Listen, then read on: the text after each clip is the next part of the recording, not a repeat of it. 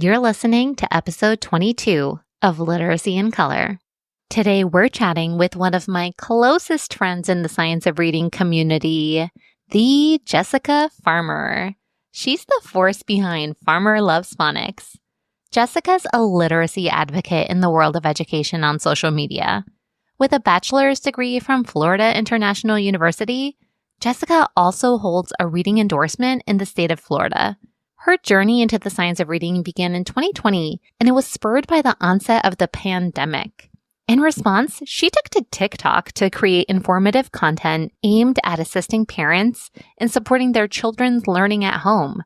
And since then, Jessica has maintained a consistent presence on social media, offering valuable resources and insights for both parents and educators. She's dedicated to advancing the field of reading instruction, and she's expanded her knowledge through specialized training, such as Letters EC and the comprehensive IMSC Orton-Gillingham training. Her unwavering passion lies in making reading instruction accessible and effective for every learner. And with a commitment to reaching and empowering all readers, Jessica continues to be a trusted source of guidance and support in the science of reading community. Jessica's currently the lead professional trainer for Rainbow Phonics and a facilitator for Letters EC. So while she most certainly has graced your social media feed, today we are so lucky to have her on the show to talk about fluency. Welcome to the Literacy in Color podcast. I'm your host, Michelle Sullivan, a science of reading advocate with over a decade of experience as a reading interventionist and literacy coach. I'm passionate about making evidence-based instruction both effective and engaging. If you're interested in captivating our learners on reading fluently and understanding language, or as I like to call it, keeping it colorful, then you've found the right place. Each week, we'll explore intriguing lit bits and practical strategies around the science of reading and structured literacy to help you be colorful and teach colorfully. Are you ready to bring literacy to life? Let's color outside the lines and make an impact together. Hello, everyone. Welcome back to another episode of Literacy in Color. And today we have one of my favorite people, Jessica Farmer, on to talk about fluency. And I think this episode is going to be so much fun because Jessica and I talk on the daily. So it's literally like two friends getting together, just talking literacy. So here we go. We're going to kind of dive into the importance of fluency and just a little bit about how we can inform our teacher practice and some strategies moving forward. So first of all, welcome to the show officially, Jessica. Hi, everybody. I've just been waiting for Michelle to have me on her podcast. She's doing like millions of episodes, so there's tons of content to listen to, which is so amazing. And I'm just really happy to be here. So thank you for having me. Of course, you are on the A-list over here. So you are a science of reading sensation, obviously. But for those of you who don't know, Jessica Farmer, can you just give a brief introduction of who you are and your background in the science of reading? Of course. So hi, everyone that's listening. My name is Jessica Farmer. You might know me as Farmer Loves Phonics, and I'm going to give like a brief intro because I feel like I give the same intro every time I'm on a podcast. So I'm going to like rush through it. But I'm a literacy advocate, a professional learning facilitator, a content creator, and I share a lot about the science of reading on all of my social media pages. For 13 years, I was an elementary school teacher in the classroom. I taught in the primary grades, mostly in first grade. And in 2019, I read an article by Emily Hanford called At a Loss for Words. You can still Google it. It's still out there. And it led me down the rabbit hole of learning all about the science of reading. And I just learned as much as I could, as quickly as I could. And I've been extremely passionate about literacy ever since. So that's like me in a nutshell. And what a beautiful nutshell that is. And I love that you spent so much time in first grade because first grade really is where all the magic happens. And Kids make so many strides. They cover so much along that scope and sequence in first grade. That is like a powerhouse grade to really be a teacher in. If you're meant to be a first grade teacher, you stay a first grade teacher for life. You will see so many first grade teachers are like, I've been here for 6 years. I've been here for 20 years. I've been here for 15 years. Once you find that perfect fit, you stay in that grade level. And I feel like first grade teachers are first grade teachers for life.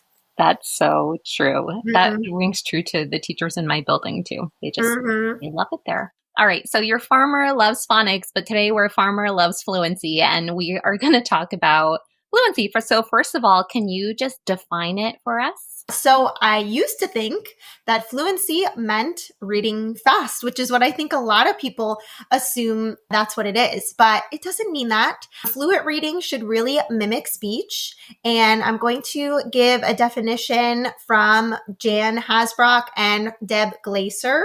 They are the ladies that know all about fluency. And so their definition is fluent reading is reasonably accurate reading at an appropriate rate with suitable expression, which you might also know as prosody, that leads to deep comprehension and motivation. And I love that they include that within their definition, because what's really important is that fluency helps to lead to that deep comprehension.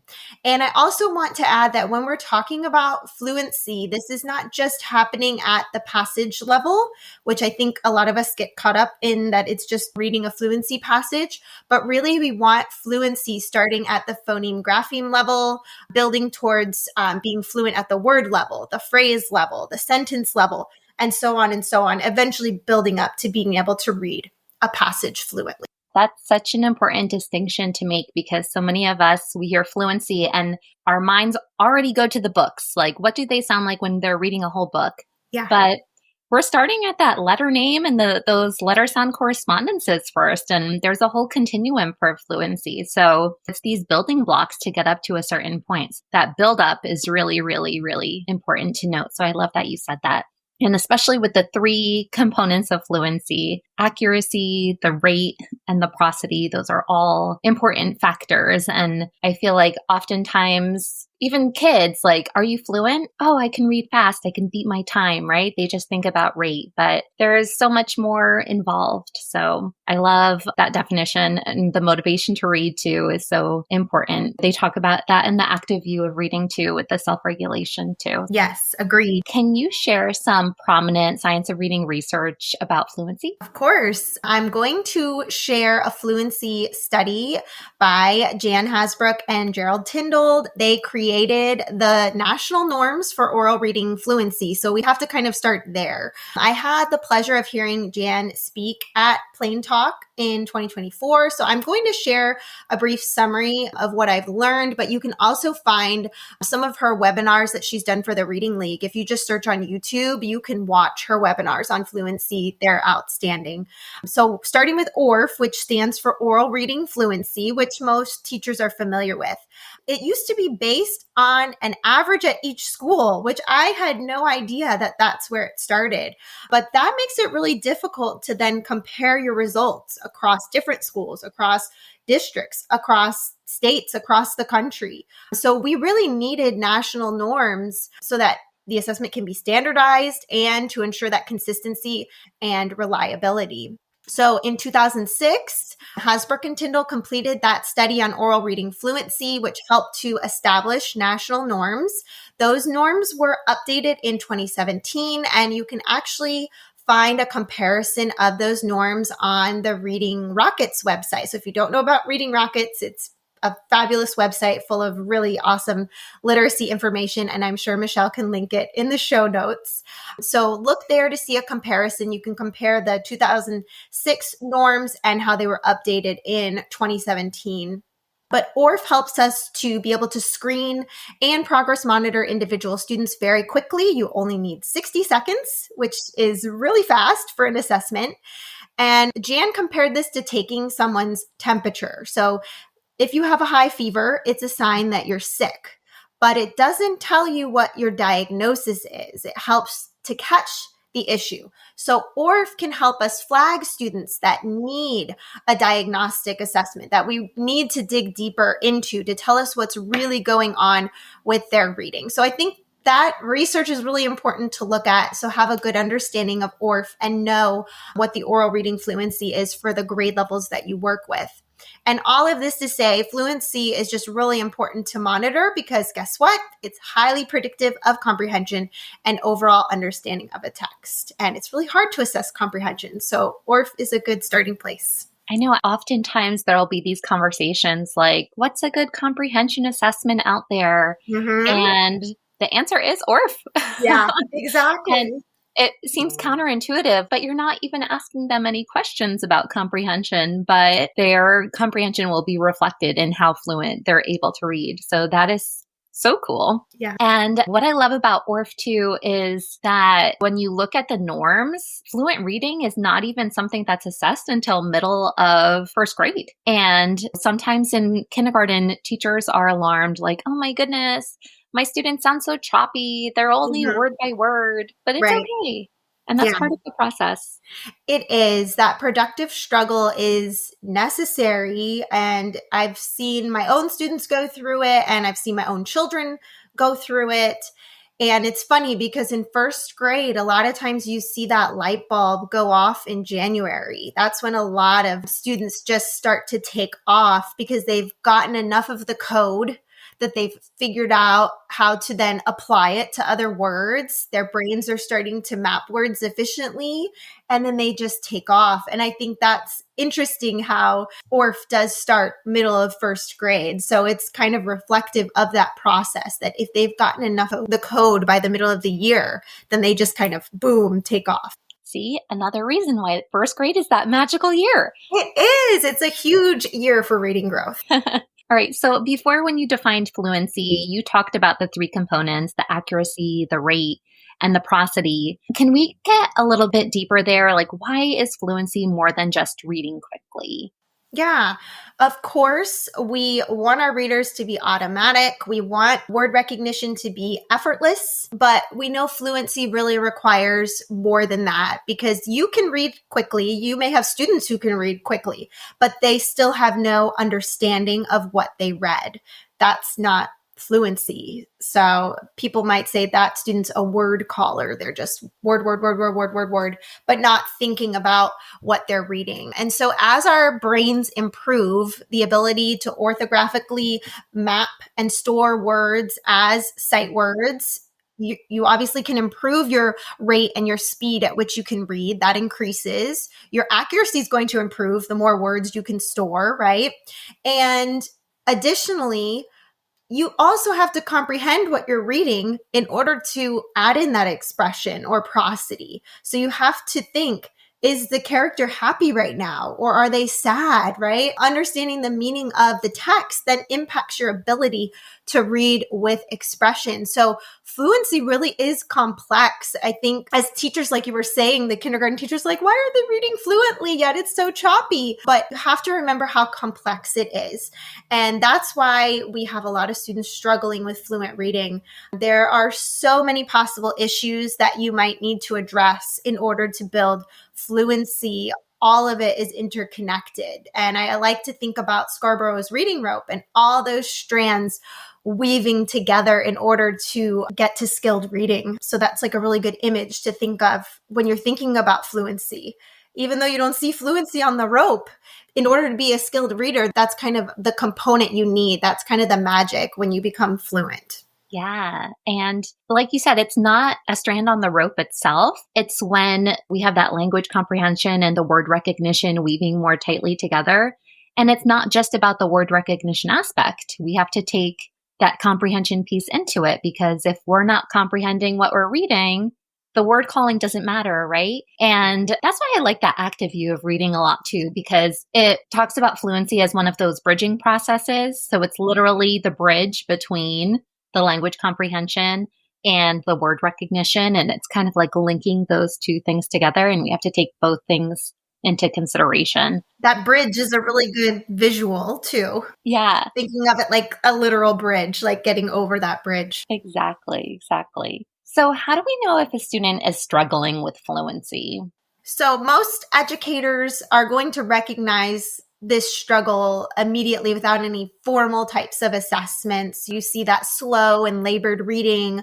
Those are signs to look for, sounding out a majority or almost every single word. But of course, like we talked about earlier, your new readers are going to sound like that. They're going to be choppy. They're going to be slow and labored because they are really working on that decoding process.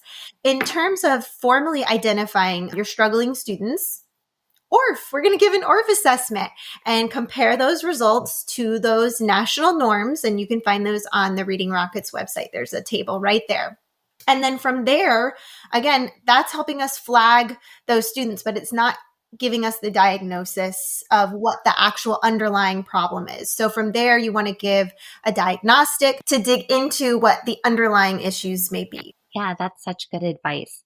And when you think about ORF, it's really assessing two aspects of fluency. It's assessing the accuracy and it's assessing the rate. So we're not taking into consideration the prosody yet. And that's something that is valuable with a diagnostic to see if that's really the issue. And even like breaking down those three components of fluency, like if a child is having issue with accuracy, often it's going to be a decoding problem. If they have a problem with rate, that's an automaticity problem. Maybe they can decode, they're just not fast enough, right? And then if they have an issue with prosody, to me, that's more of the comprehension aspect, the expression, how you're talking about, like how are the characters feeling and being able to chunk those meaningful parts together to make it sound fluent. So sometimes we just say like a fluency issue as a blanket statement, but we can dig a little bit deeper to really pinpoint, which is really helpful too. Absolutely. And sometimes I hear teachers say like, oh, I'm working with the fluency group. Oh, and I'm working with just the decoding group. And I'm working with this group when you're breaking students down into small groups. But your fluency group could really be, like you said, 3 different problems there. So really, you can't just group kids based on their ORF scores, like all these kids read 90 words correct per minute, but we don't really know if all of them need to work on the same thing to get faster in their ORF scores. So yeah, you really have to dig down deeper into it to find out what that underlying issue really is. So that's important.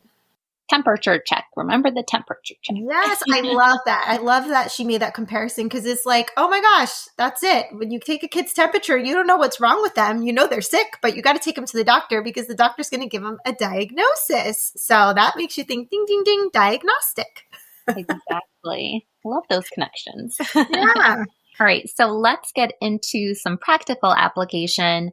What's one of your favorite instructional routines or practices that teachers maybe can implement to improve fluency outcomes?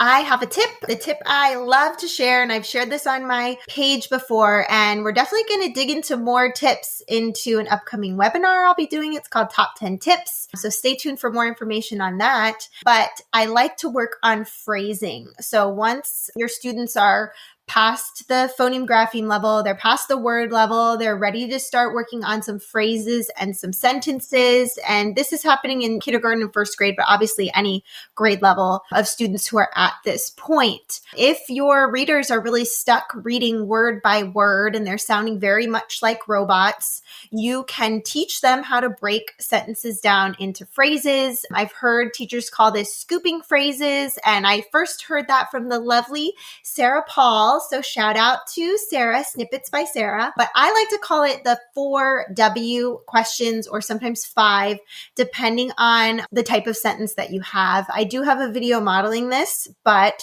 here's how you do this with students, how you use this strategy. You're going to start with just one sentence on the board.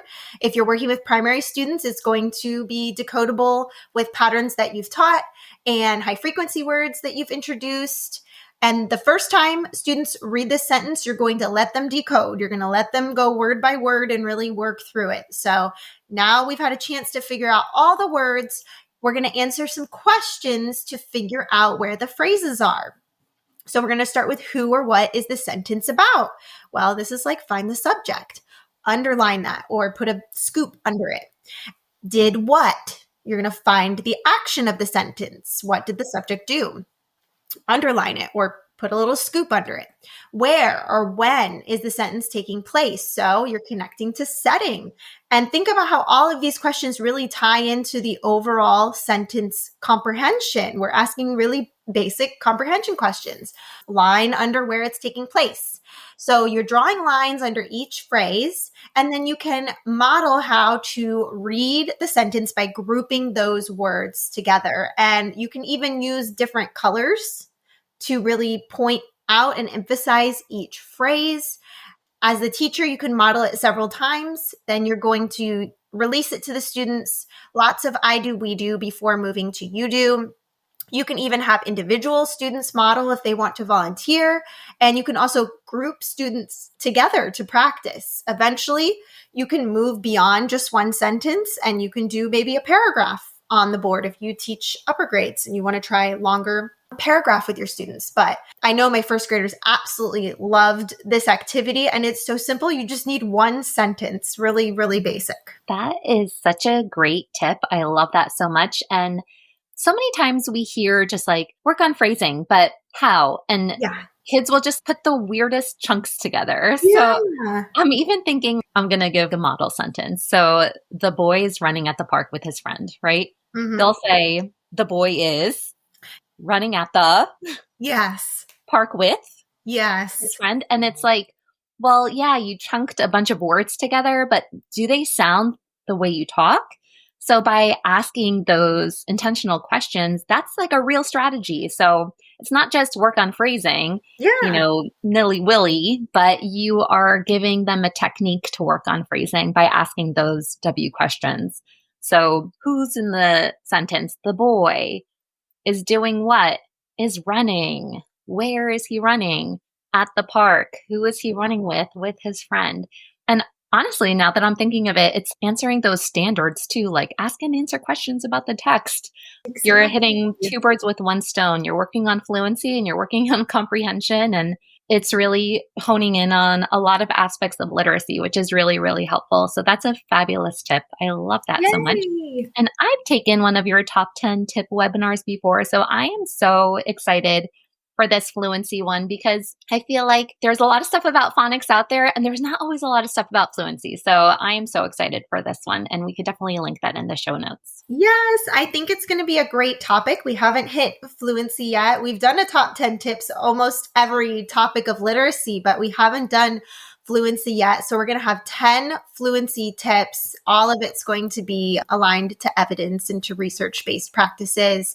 And we've got an amazing handout. So it's looking really fantastic with activities like that in it, with sentences already ready to go for you. So we're really excited about this one. So I hope everybody is as excited as we are. I know I am. Give me all the resources, right? Yay! Make it as easy to implement as you can. I know. That's what we're trying to do. We're trying to take that planning time, where you're sitting there having to think of a sentence like, oh no, I can just go look through here. I've got a sentence ready to go without even thinking about it. And we have it all broken down by phonics patterns. So it's real easy to use. My goodness. Yeah. So easy. Love that. All right. So what's one final piece of advice that you want to leave with educators listening?